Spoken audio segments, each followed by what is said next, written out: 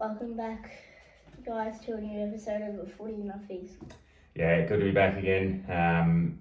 Huge round of footy, wasn't it? But good to be back. Please, if you haven't already, share us with your friends and family. Don't mind Bird out there barking. He's just doing one of his perimeter searches. But share us, like and subscribe. Share us with your friends and family. And where else can they find us, Ashy, if they need to look elsewhere? Spotify, TikTok, Apple Podcast, and Instagram. That sounds right to me. Let's kick Spotify and Spotify. That's it, mate. Yeah, let's kick it off. No recap from the previous episode. Just straight into it. We read something there on, I think it was Monday. The closest round of footy ever.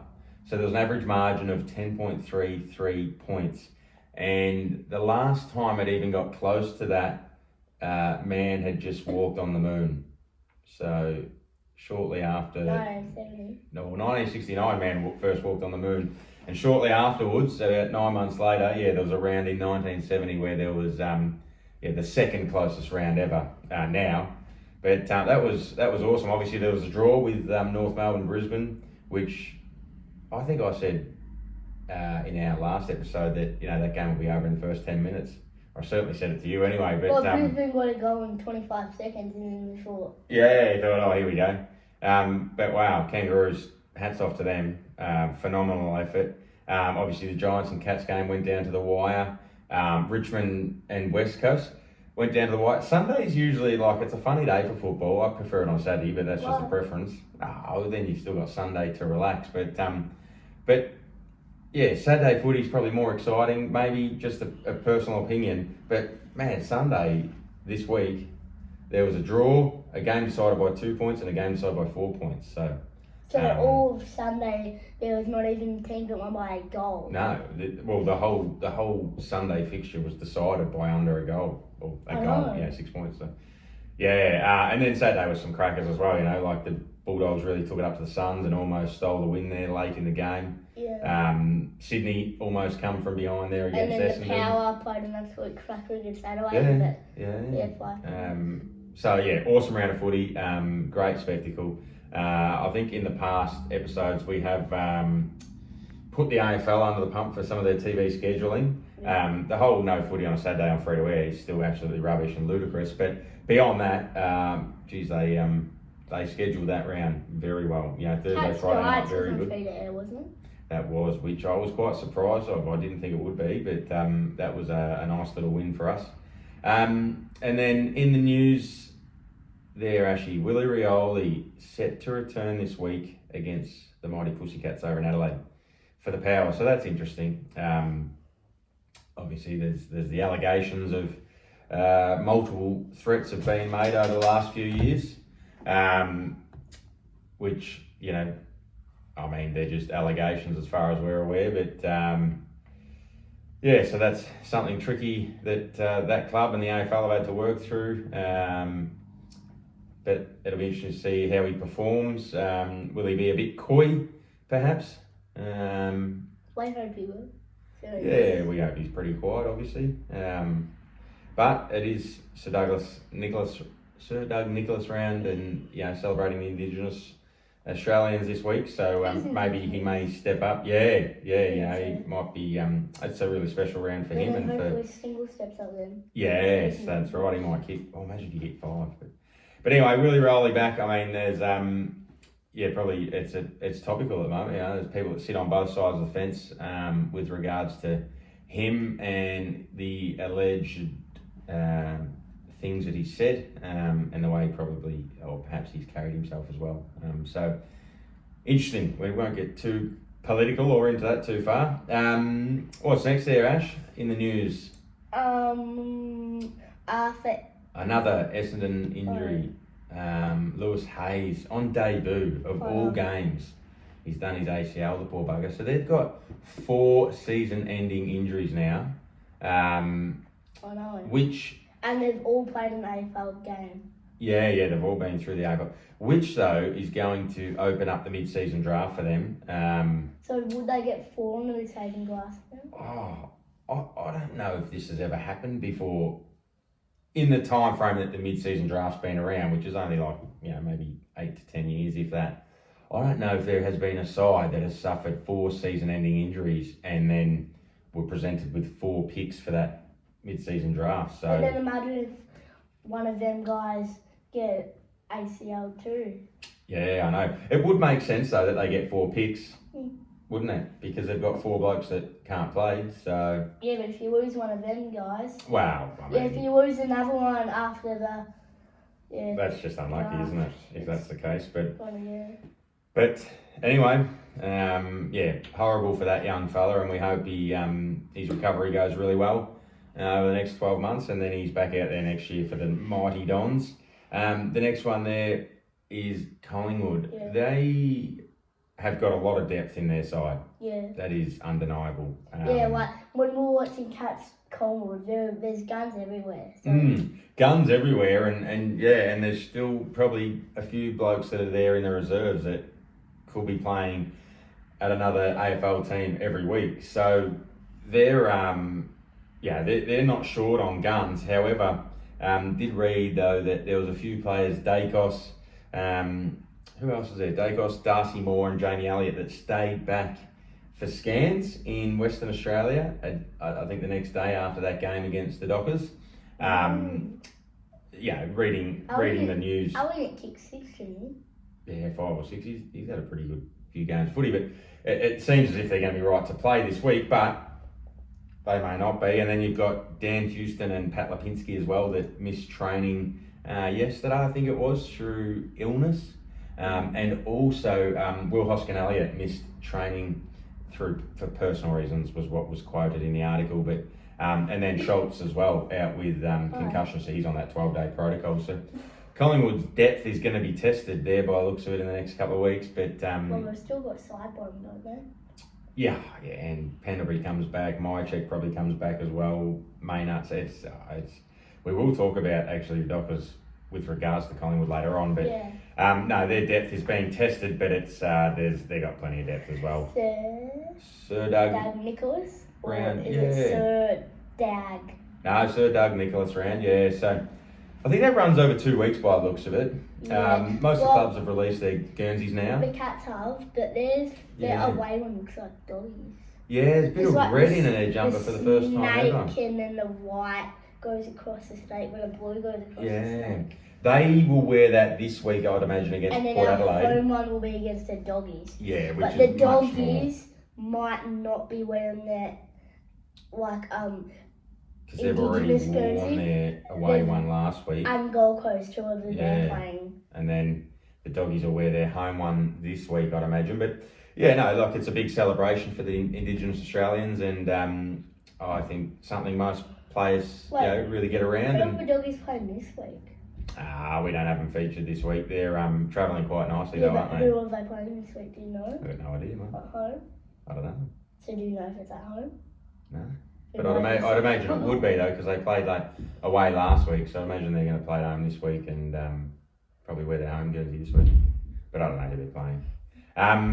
Next there, mate, is Jake Lever set to return from an ankle injury, which is awesome for Melbourne because their last month or so, I think we put them under the pump there a little while ago, and geez, thought Simon Goodwin was in a big trouble. But their last month or so has been reasonably good. They took it up to Hawthorn there for 3 quarters on the weekend. Yeah, didn't they? And then the Hawks ran away with it, which is probably unsurprising given the Hawks are probably a bit more superior than the D's at the moment. But Jake Lever there to return via the VFL, that's awesome for for the D's.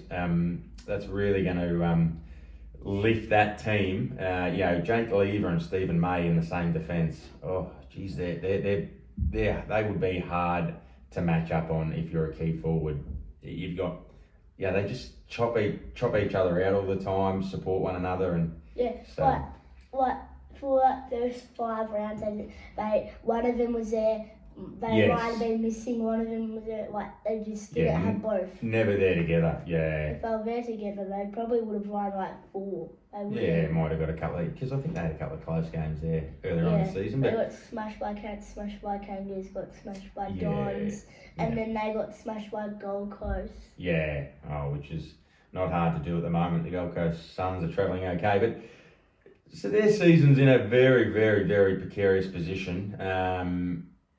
They would want to win the next few and then really try and reach the middle of the competition. Right now, I think they're sitting in 15th or 16th. It's not great for them, but some good news there on the injury front with Lever coming back. The last one in the news there, Ash, was the Rising Star nomination for this round, just gone. Nate Caddy, kicked 3, career high. He's a gun, you can see it. Yeah, but he covers the ground so well. He's strong with marking, but his kicking sort of lets him down. Yeah, for set shot for goals, at times. But he covers the ground really well. I mean, we've got Jeremy Cameron on our side who also is very lean and covers the ground really well. But yeah, Nate Caddy, he's got some genuine star qualities about him.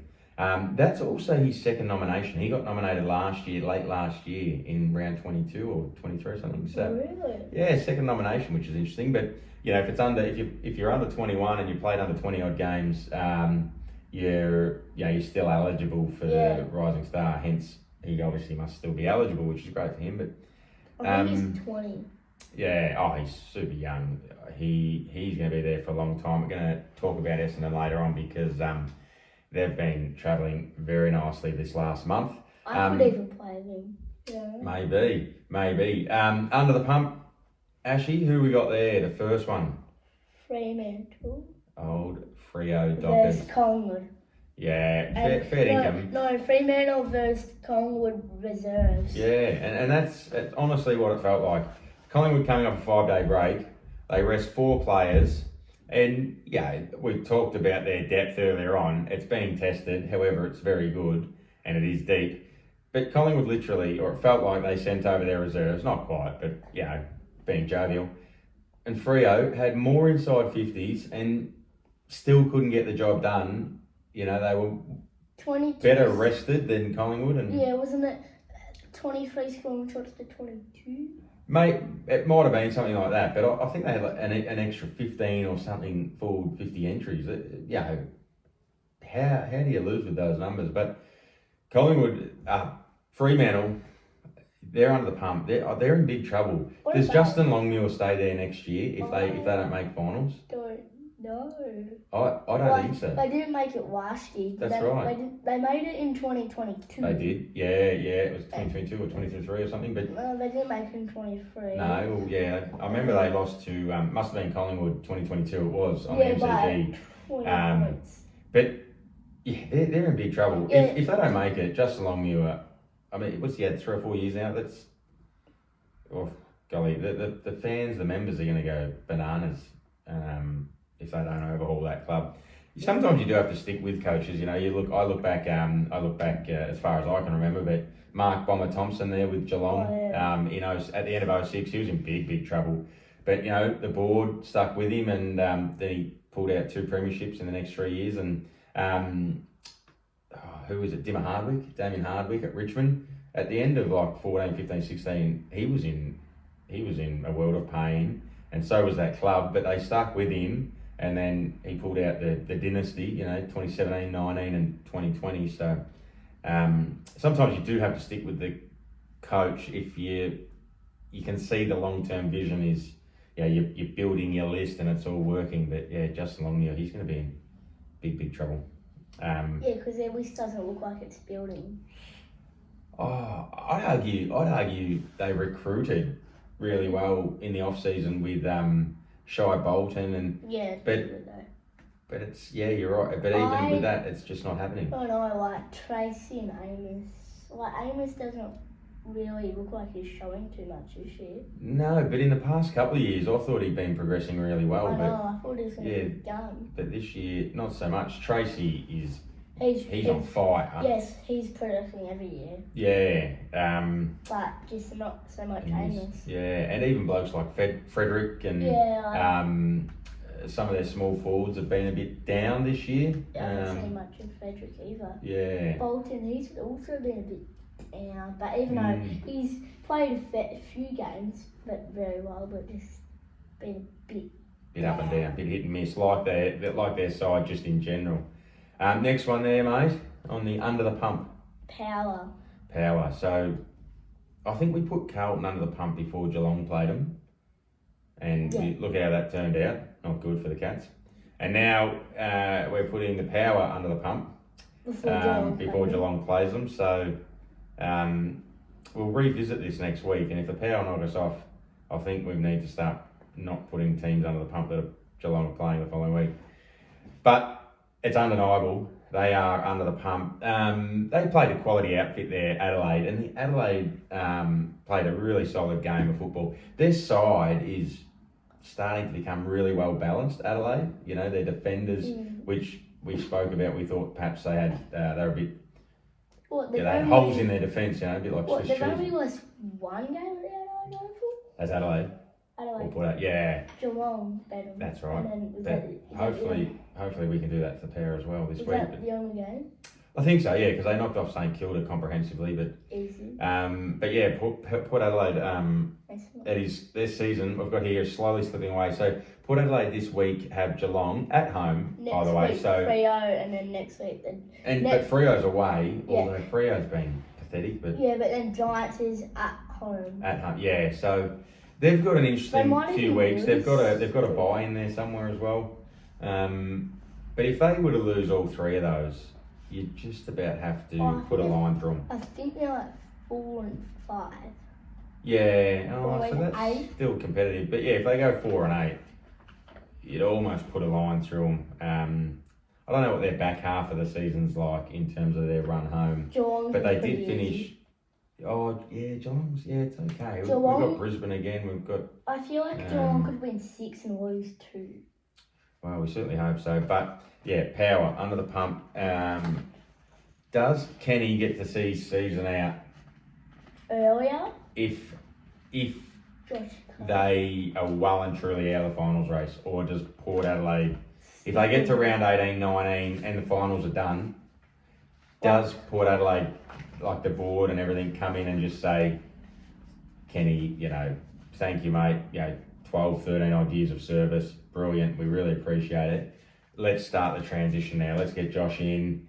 He can have 5 to 6 weeks to work with a core group of players that he's going to be working with over pre-season, then into 2026.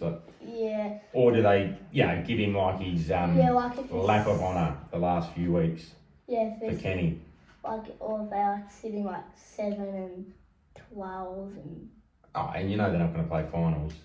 Yeah, 7 and 12. What do you do? Do you tell Kenny, move along, mate, or do you... Or do you just want to let him have his, in the last round they can go, try and get him to 10 and 13 and they probably might not make finals, but still just give him honour.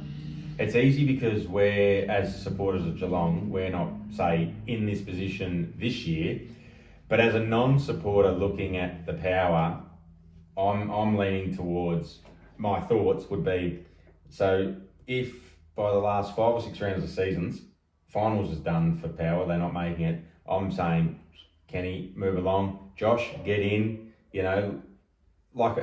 surely a supporter would want to see planning towards 2026. As soon as 2025 is no longer viable, planning towards 2026. I want to see my club working towards a premiership the following year. Dragging it on and just kicking the can down the road. What for? I don't know. What to tank to get a better draft pick? I don't know. I want to see my club. Well, Harvey Reid, he was a gun first, but now he doesn't too good. He only averages 15 disposals. Yeah, I suppose it depends what he's doing with those disposals, but anyway. So Power, that's going to be an interesting watch. The last one under the pump, Ash, the umpires. I think they've been in there before, certainly the AFL's been in there, but the umpires, that trip they missed on Cozzy Pickett in the goal square, so that was obvious. Blind Freddie could have seen that. But literally 2 or 3 seconds later, James Sicily has the ball and he's sort of running towards the goals and he runs behind the goalpost, but because he can't take the ball behind because it'd be a point, so he throws it up in the air, very subtly, but it was still enough you could see it, and then comes back through the points, grabs the footy as it's sort of coming down, and you thought, man, they've just missed 2 absolute howlers there. And those are 2 things. Did he just throw it up in the air? Just threw it up in the air and then caught it on. So he's thrown it up, gone beyond the goalpost, caught it, and run off and disposed it. Isn't that a throw? It's a throw, but they missed it, and they missed the trip on Cozzy Pickett. It wouldn't have made a difference. They got done by 6 goals. It wasn't going to change it, but they're howlers. They're in broad daylight. They've got 4 umpires on the field now. Like back in the 70s, I think they had 1. So now we've got 4. But is the game being officiated any better than it was 30 years ago? Probably not. There was a snapshot from the Geelong Giants game. I'm by no means insinuating that the umpires cost Geelong. They absolutely didn't. Geelong's disposal was poor, and their kick in front of goal was poor, and probably other things as well. But so not insinuating that. But there was a snapshot from the Geelong Giants game, and there's literally 3 umpires, probably all about 30 to 40 metres. Oh, maybe not 40, but 30 metres apart, more or less in the corridor, like one around the 50-metre arc, one just inside the square, and one a bit further down the square. You go, teams, to move the ball quickly, teams try and look to go into the corridor, into the centre of the ground, because that's the quickest route to goals. But you've got 3 umpires that are spread out in the corridor, either side, Geelong or Giants, I don't care. How are you supposed to use the corridor when you've got 3 umpires standing there like little garden gnomes? Clear it out, like stand boundary side. And I know the play might be over the boundary side, but the umpires, they can run across to officiate. It's not as if they're making calls when they're good calls when they're 5 metres away, because they're still missing Cozzy. So it doesn't matter if they're making a call from 15 metres away as they come across from the boundary line to wherever the play is. But to blockade the centre corridor, I just think that's right. If you haven't seen it, go back and do a Google search or watch the game. It was in the last quarter. Didn't change the result, nor would it have. But I just thought, just ridiculous. And the other thing I've got there is 2 other things. The 15-metre rule. I know. Like, well, at the start of the year, they went really hard on it, but now they've just stopped it anymore. And even when they went really hard on it at the start of the year, sometimes they'd call it, sometimes they wouldn't. It was like a meat raffle. Who are they going to call it this time? Are they going to miss it? They need to pull a measuring tape out. I know. Because sometimes they call it, sometimes they leave it. Sometimes it's as obvious as anything. If it's a short kick, you need to get the measure tape in. Yeah, I know. They might have to pause the game and measure it out. Yeah, maybe step it out or something. They need it in the pocket just in case, and then they'll go crazy. 4 umpires. I couldn't imagine that's easy, but if a 5-metre kick stands out, that's so obvious. But if they don't know the distance though. Yeah, I know, and it's hard to judge the distance. But if it's 5 metres, that's easy. It's like play on. But somewhere between that 10 to 15-metre kick, it's like it's up for it's just your perspective. You might say, yep, that's a mark, that's 15 metres, but I'm going to go, play on, that was like 12.5 metres. So it's just, the way you officiate will be different to the way I officiate, but it's like, if it's somewhere in the vicinity of 10 to 15 metres, pay a mark, let it go, because you're getting some, you're missing some, they're impacting teams at terrible times, etc. But, and the last one for the umpires, just because we're absolutely hammering them this week, is the player descent rule. Do you remember that? 12 months ago? Yeah, flat out umpire descent. But now it's nowhere to be seen. Like when Braden Maynard was talking to the umpire in that Cats Collingwood game. Danger marked it. Yeah, well, I think he was complaining, Danger laid the knee into me and stuff like that. But the umpires officiated it, they've called it, they've made the decision. Here I am whinging about the 15-metre rule, but they've made their decision. You can't talk back and keep going. Like they were red hot onto that. It was like why were they red hot on it for 6 months and now it's just gone away? Anyway, we've got to move on. Because I could talk about that rubbish. Let us know in the comments, what do you think about the umpires? How have they been in 2025? Are they driving you bonkers, or are you happy with the way they're going? 4 umpires on the field, mind you. In fact, then you've got 2 boundary umpires either side, so there's 4 boundary umpires, and you've got 2 goal umpires that can pick up on stuff and tell the umpires. Yeah, and then go to the score review system, which is hopeless, crazy. Anyway, they are trying to make the game better. I understand that. So Essendon. Highlights, yes. Essendon against the odds. Against the odds and injuries. They held off Sydney. They were miles in front at half time, weren't they? But fell up by 39 points. Yeah, almost 7 goals. But Sydney come home with a wet sail. But Sydney got 6 goals, 11 since. Yeah. They coughed up opportunities as well. Geelong. Geelong just needed 2 goals out of them. That was bad ones. If you can't tell, this bloke sports Geelong. No, we just needed a goal. I know. I know, but look, goal out of 17. Geelong might get their turn next week if they have an absolute blinder of a game. But no, this week, Essendon, Zach Reid. So he's had his injury issues. I think he's played 8 games or something in 4 years since he's been at the club. Key defender, very, very good there on their game against Sydney. Very good. And Nate Caddy, obviously, as well, looked fantastic. So those 2 blokes, those are players that you can build your side around for a decade. Yeah. Maybe longer, like 12 years, 13 years. So that's exciting for the Bombers fans. They're in the race for the finals, despite their injuries. I don't know how deep they can go. Yeah, they're sitting 9th. Yeah, they're starting to play a nice brand of footy. So we put the Giants under a pump, and then before the Cats played them, didn't we? Did we? Oh, we've got to stop doing this. That's a couple of teams. Yeah, I think we might have, because they were dropping some games and they had a terrible month of footy and they turned it around. So we've got to stop putting the team that Geelong's playing under the pump. Yeah. Well, we've done it again, so maybe the next. We won't do it for the Doggies, mind you. We probably won't have a reason to do it for the Doggies because they're flying. Now, next in the highlights though is Richmond. Tom Brown's goal-saving tackle. I know. How good was that? The poor bloke, Tom Gross, was the bloke that marked it. I think he went for a bounce, entered inside 50. He probably thought, I'm going to be the hero. I'm going to kick this goal on the run. Next minute, holding the ball. I know. Be a horrible feeling, but I think that's a good reminder for them. Especially if your parents are there too. Oh, yeah. It's a good reminder for kids like Ashton and junior footballers across the country that, you're never out of the contest. Tom Brown, he was 10, 15 metres back.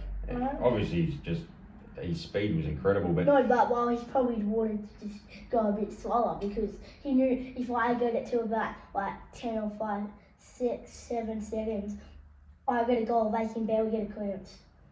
That was Tom Gross. Yeah, I don't know about that, mate. I think he probably just would have been thinking goals, not delaying. He was just thinking goals. But I understand what you're saying. Yeah, if in another circumstance, perhaps if you've got a set shot, perhaps use your 30 seconds up or use 20 seconds up, and then maybe even turn around or turn sideways and just chip it off to someone. But I reckon Tom Gross was only looking for goals. But yeah, you're never out of the contest. Even if you could just put a little bit of perceived pressure on, and Gross knows the Browns there, it might have been enough to, push his kick off. But as it was holding the ball, which was fantastic. Yeah. Next one there, I've got the Gold Coast Suns half back line. Jeffrey, yeah. John Noble, and Daniel Rioli. Yeah. They have built an impressive side, the Suns. Now, 2 of them in their backline premiership players? Rioli is, not Noble. He missed out, unfortunately. They dropped him for the granny. But that half back line, fantastic. And then they've got some key defenders in there as well. They've got Mac Andrews down there as well.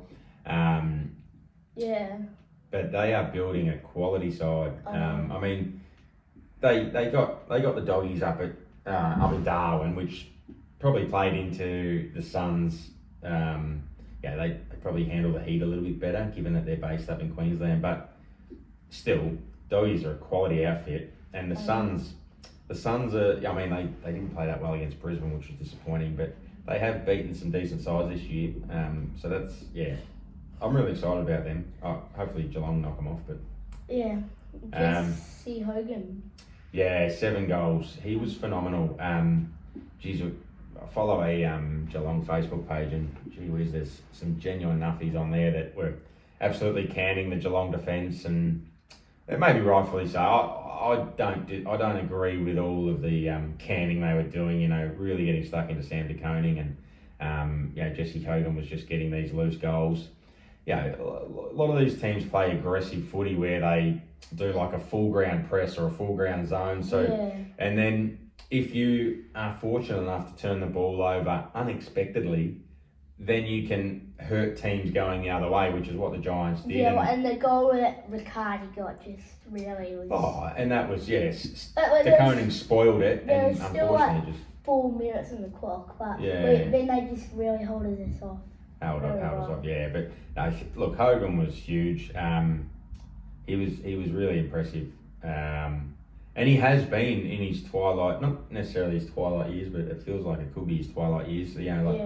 He showed a bit at Melbourne, didn't show a great deal at Fremantle, had some issues there, but yeah, he's showing plenty at the Giants, which is awesome. The other one I thought there was Tom Green, 30 plus. 30, I think it's like 35, 36 disposals, something ridiculous. Yeah. And the goal he kicked on the boundary line, do you remember that? In the second quarter, I think it was phenomenal. It was like outside 50, tied up on the boundary line, and just nailed that drop punt. It was fantastic. Yeah, I remember that. Yeah, and that was also his 100th game as well, so that's exciting for him. But the Giants, they did a number on the Pussycats, 5 in a row down at Kardinia Park. North Melbourne now. Yeah, North Melbourne. Unbelievable effort, and they are showing plenty. They're young footballers. You can just see, what Alistair Clarkson's doing.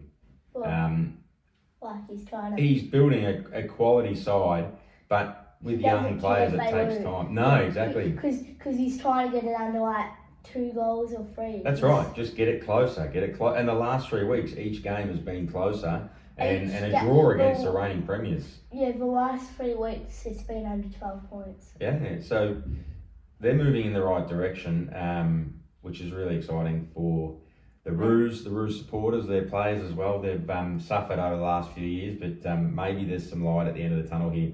That, I think, will wrap us up just about for this episode. We don't have any questions, so that's all right. Yeah. But, I mean, I don't have it on the running sheet here, but it would be remiss of me not to talk about a little performance down at Shore Oval at the Geelong Amateurs home ground there. A come from behind performance. The Amos under-9s boys were down by 2 points at 3/4 time, and it was a coaching masterclass by the coach here. But we shifted the magnets around a little bit, and Ashy chimed in with a barrel from the... They play in thirds, in zones, and apparently you're not allowed to score goals from the middle, but the umpire seemed to let your one go. But Ashy dropped a barrel from the middle, and it just dribbled through. Yeah, I got 2. The defence, I think the defence for Lara, they were playing a hard press right up to the zone line, which maybe next time you'd keep someone, a bit of a goalkeeper on the goal line. Yeah, because everybody wanted me to pass it, but instead I just want to be tall. Yeah, and did you have a celebration for your goal there? Yeah. What was that? Give him the old phone there. Yeah. Dial the phone. Now, you nailed a couple, didn't you, on the weekend? Which is exciting. And I got 2. My other one was on a 1-on-1.